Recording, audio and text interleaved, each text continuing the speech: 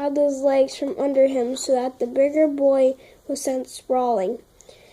But there were 3 of them, and that was too many for him to keep track of. He evaded Alda and Brian if he rolled to his feet, completing the movement.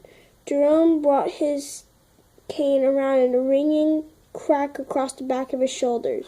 With a cry of pain and shock, Will staggered forward as Brian now brought his cane around and hit him across the side. By then, Alda had regained his feet, furious with the way Will had evaded him, and he struck Will across the point of the shoulder. The pain was excruciating, and with the sob of agony, Will dropped to his knees. Instantly, the 3 battle school apprentices crowded forward, ringing him, trapping him between them. The heavy canes raised to continue the beating. "That's enough!" The unexpected voice stopped them. Will crouched on the ground, waiting for the beating to begin. Arms over his head, looked up and saw Horace, bruised and battered, standing a few meters away.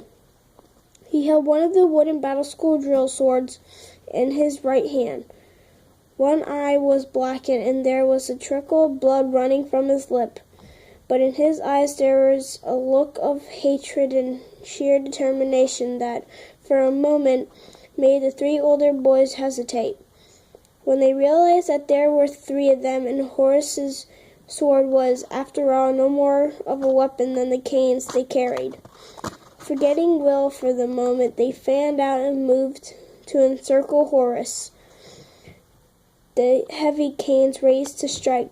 "Baby followed us," said Alda. "Baby wants another beating," Jerome said. "And Baby's going to get it," said Brian, smiling confidently. But then a yell of fright was torn from his lip as a sudden jarring force slammed against the cane and whipping it from his grasp, sending it spinning to land several meters away.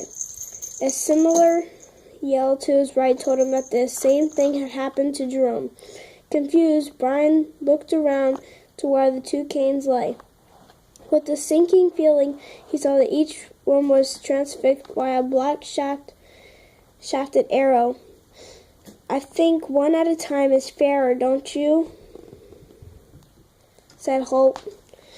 Brian and Jerome felt a surge of terror as they looked up to see the grim-faced ranger standing in the shadows 10 meters away, another arrow already knocked to the string of his massive longbow.